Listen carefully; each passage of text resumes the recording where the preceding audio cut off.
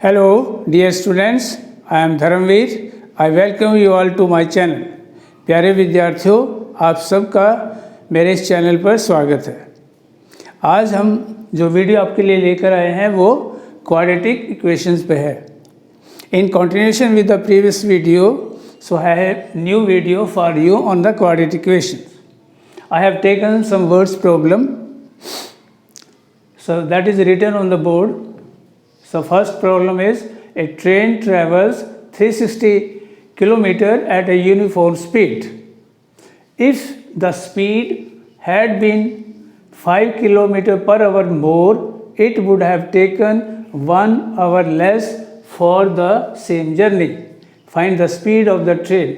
यानी कोई train 360 kilometre की जो दूरी है वो एक समान वेग से कुछ समय में तय करती है। अगर उस स्पीड को 5 किलोमीटर प्रति घंटा के हिसाब से और बढ़ा दिया जाए तो वो 1 घंटा कम लेती है, तो उसकी ट्रेन की स्पीड आपको ज्ञात करनी है। दूसरा question I have written here, sum of the areas of the two square is 468 metre square. If the difference of their perimeter is 24 metre, find the sides of the two square. So let us take first the second sum. I am taking this last sum first. Let the sides of two squares be x and y. Their area will be x square and y square. So as per condition of the question, sum of the areas of the two square is 468 meter squares. So according to question, x square plus y square will be 468 meter square. Equation 1. Next is, if the difference of their parameter is 24 meter, आपको पता होगा कि parameter square का parameter का formula होता है 4 into side. So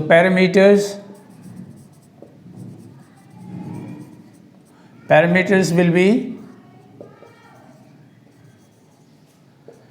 4x and 4y.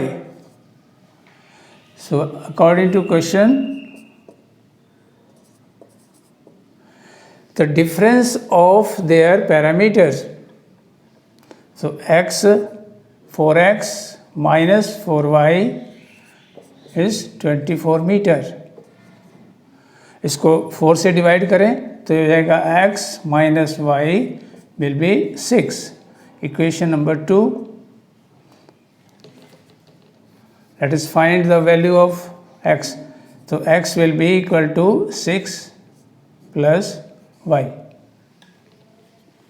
The difference of the square is 24 metre.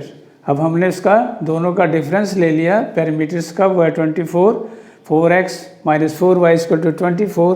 4 से divide करा x minus y is equal to 6 and the x value of x will be 6 plus y. अब ये जो value है ये आप equation number 1 में x की वैल्यू जो है आप यहाँ पर पुट करेंगे. Put x is equal to 6 plus y in equation 1.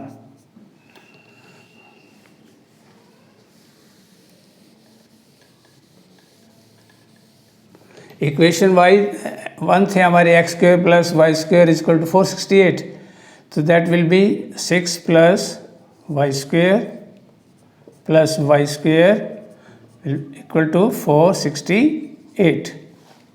हमने x की वैल्यू यहाँ पर पुट कर दी है, तो इसको a plus B whole square से इसका स्क्वायर करें तो that will be 36 plus Y square plus 2 into 6 into Y 12y plus Y square equal to 468. Y square and Y square हो गया 2y square plus 12y plus 36 minus 468 equal to 0.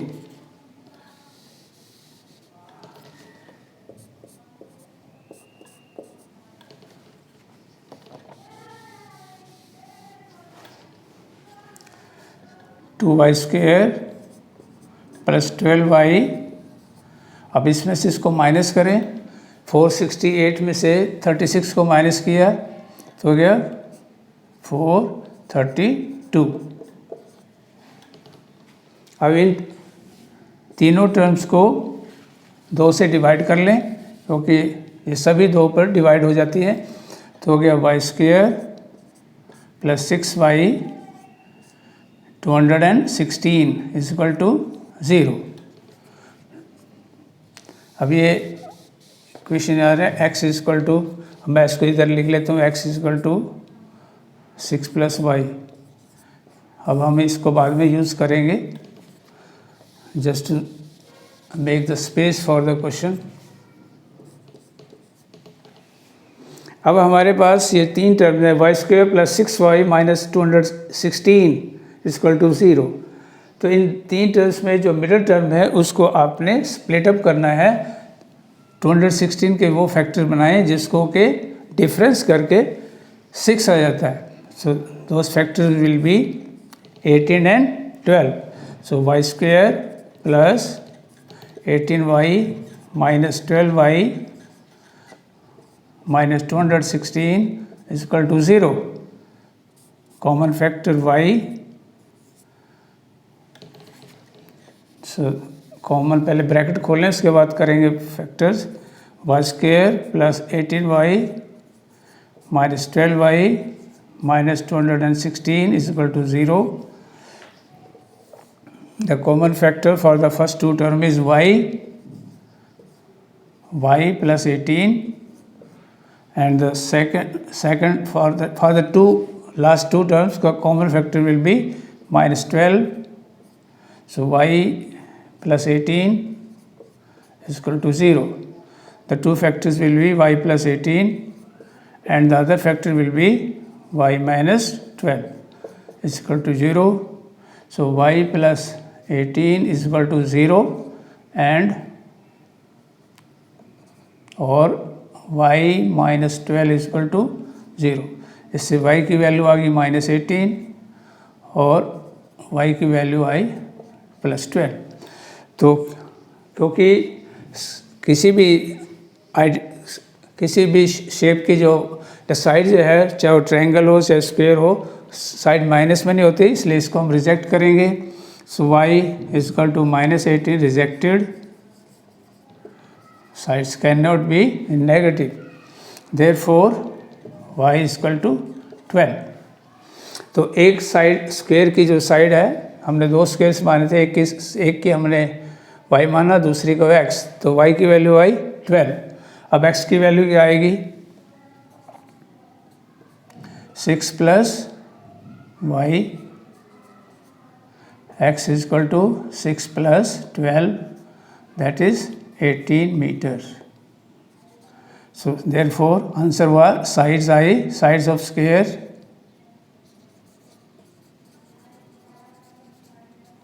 18 meter and 12 meter. तो ये हुआ answer कि 2 squares जिनकी sides एक की 18 metre है दूसरे की 12 मीटर है और उसका अगर हम स्क्वेयर्स करते हैं दोनों का तो उसका टोटल बनेगा 468 और इनका अगर हम पैरामीटर लेते हैं तो उसका जो डिफरेंस आएगा वो कितना आएगा 24. तो ये था हमारा सेकंड क्वेश्चन वर्ड प्रॉब्लम वाला.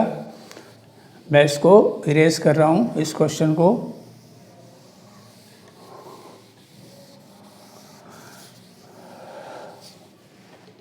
अब पहला क्वेश्चन लिखा हुआ था a train travel 360 kilometres at a uniform speed. हमें निकालना है लास्ट में find the speed of the train. Let the average speed of the train be x kilometre per hour. तो टोटल डिस्टेंस कितना दिया हुआ है क्वेश्चन में? 360 kilometre. Time taken to travel 360 kilometer will be distance upon speed। Formula होता है distance upon speed। तो distance है 360 किलोमीटर डिवाइड बाई x, तो that will be hours। In first case the time is 360 upon x hours। Now in second case लिखा है the speed, if the speed has been more 5 km per hour more। Second case speed will be x plus 5 km per hour। Time taken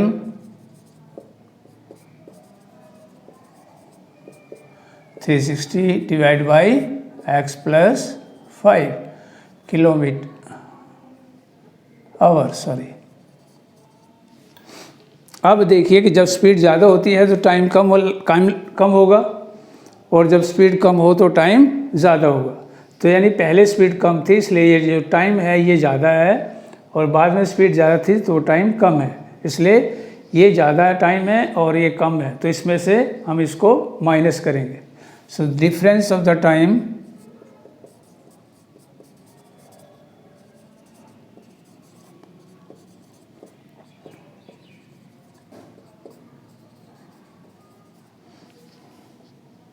(360 divide x minus 360 upon x plus 5)। और question में क्या दिया हुआ है? Difference time का 1 our.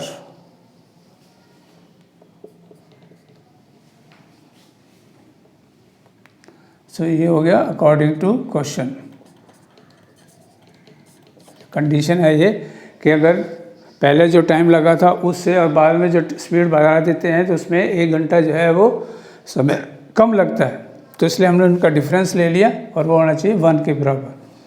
तो यहाँ पर एलसीएम हो गया x इंटू एक्स प्लस 5, तो हो गया 360 multiply x plus 5 minus 360 multiply by x।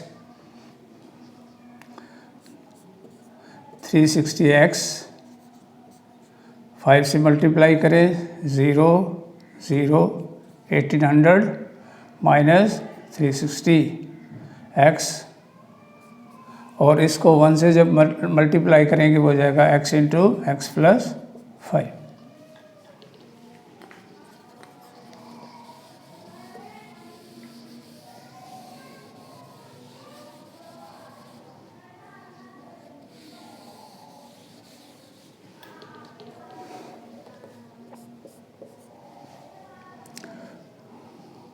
अब ये 360x और 360x ये प्लस में है, वो माइनस में है, ये दोनों को आप कैंसिल कर दें तो हो गया 1800 इजिकल टू x से मल्टीप्लाई करें, इसको भी हम मल्टीप्लाई नहीं किया मैंने, अभी कर देता हूँ 1800 x square plus 5x।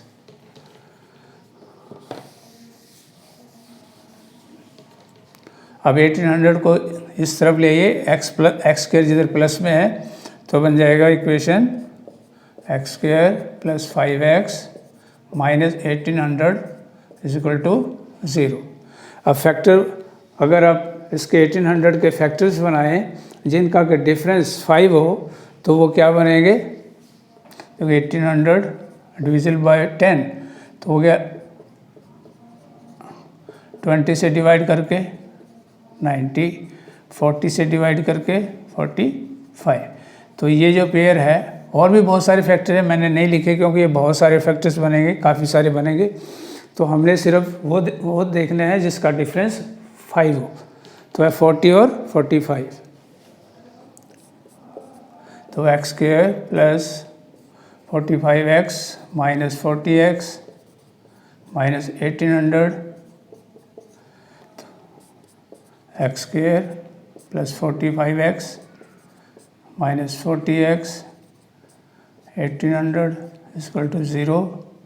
x common, x plus 45 minus 40 common, x plus 45। तो फैक्टर्स हुए x plus 45 and the other factor will be x minus 40.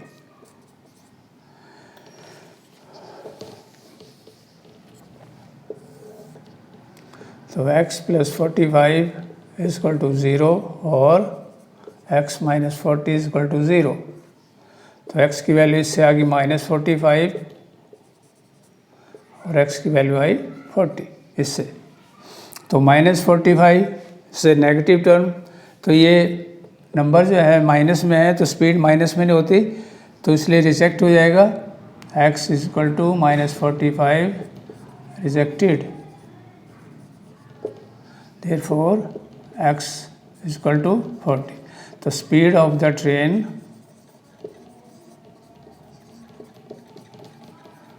कितनी हुई? 40 किलोमीटर पर आवर। तो ये दो वर्ड्स प्रॉब्लम जो हमने अभी बोर्ड पे लिखी थी, उनका सॉल्यूशन हमने निकाल दिया। इसी तरीके से वर्ड्स प्रॉब्लम और भी हैं, इनसे रिलेटेड ही हैं, इन्हीं जैसी प्रॉब्लम्स हैं। तो सारी तो हम डिस्कस नहीं करें क्योंकि इस वीडियो बहुत ज़्यादा लंबा हो जाता है और आपके लिए भी थोड़ा बहुत प्रैक्टिस के लिए कुछ काम रहना चाहिए। इसलिए मैंने जो मेन प्रॉब्लम थी वर्ड्स प्रॉब्लम, वो मैंने आपके लिए इसमें सॉल्व कर दी है। आप इनको देखें, समझें और इनको और अपने लेवल पर बाकी की जो प्रॉब्लम्स हैं उनको सॉल्व करें। अब हम कुछ और क्वेश्चंस लेते हैं।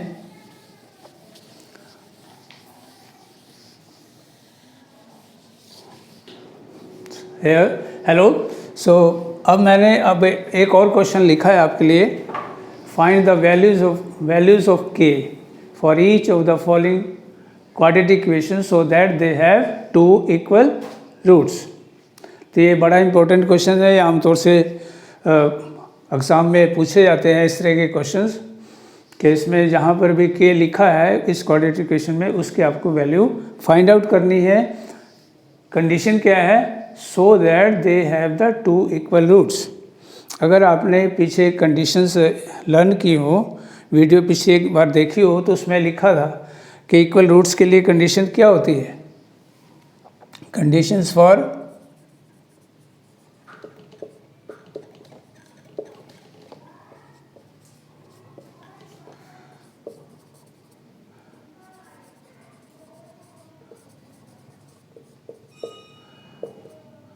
d इक्वल टू 0, यानी जो डिस्क्रिमिनेंट होता है वो 0 होता है और डिस्क्रिमिनेंट d किसके बराबर होता है?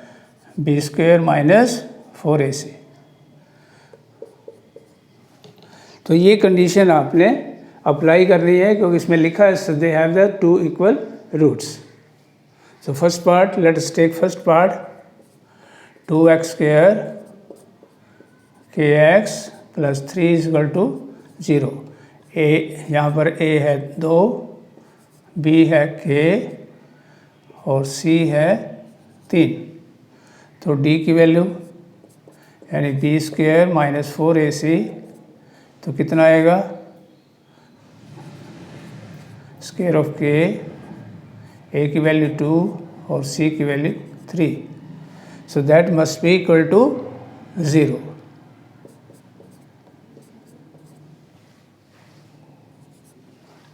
ओके, कंडीशन के हिसाब से roots are equal, so d must be equal to 0। The k square,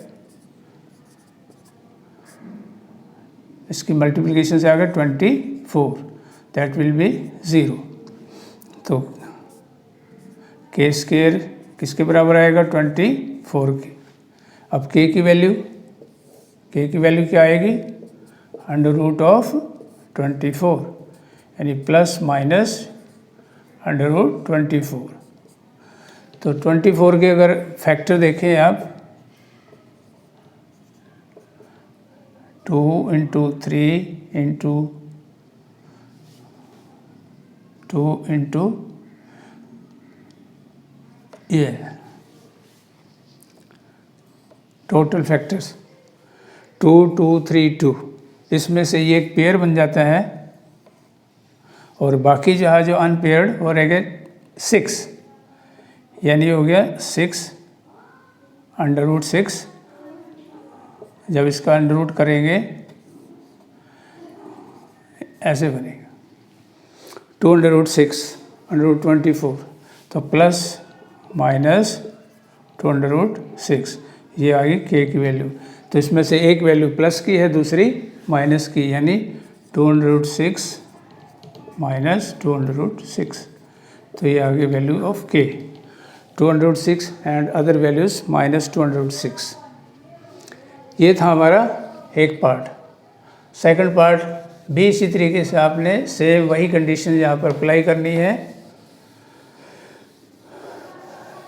से for equal roots the d is equal to 0।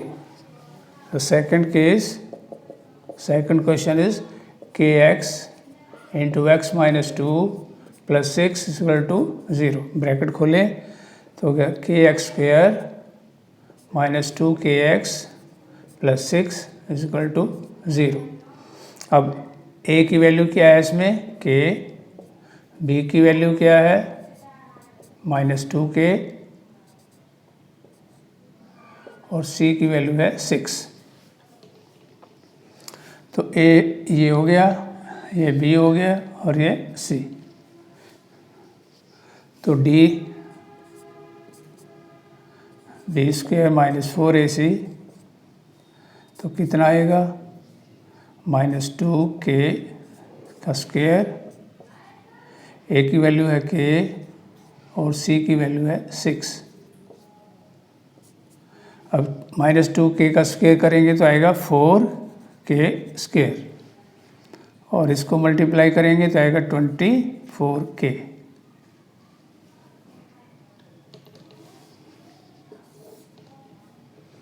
Four के स्क्वायर माइनस 24k, और ये किसके बराबर होना चाहिए 0 के, क्योंकि d is equal to 0 for the given conditions. और इसको 4k से अगर आप डिवाइड, इसके अगर 4 फैक्टर करें तो 4k इंटू के माइनस 6, तो 4k is equal to 0 and k minus 6 is equal to 0। तो k की वैल्यू 0 और k की वैल्यू आई 6। तो इस तरीके से दो आंसर यहाँ पर हुए 0 और 6। इस तरीके से आप कोई भी वैल्यू जो है k की निकाल सकते हो अगर आपके पास इस तरीके का क्वेश्चन दिया हो, इस कंडीशन दे रखी हो। तो डियर स्टूडेंट्स, मैंने अब आपको इस क्वाड्रेटिक इक्वेशन से जितने भी पॉसिबल क्वेश्चंस थे, different types of the questions, I have given the solution for them. So आप सबसे रिक्वेस्ट है कि इस वीडियो को अच्छी तरीके से शुरू से लेकर आखिर तक देखें। जो भी वीडियो मैंने अपलोड किए हैं क्वाड्रेटिक इक्वेशन पे, वे सभी आप उनको देखें, ध्यान से देखें, उनको समझें, और जो कहीं से आपको कोई क्वेरी हो तो आप कमेंट बॉक्स में उसके लिए कमेंट करें। सो उनको शेयर करें, लाइक करें, सब्सक्राइब करें चैनल को और बेल आइकन को आप दबाएं। Thank you, have a nice day.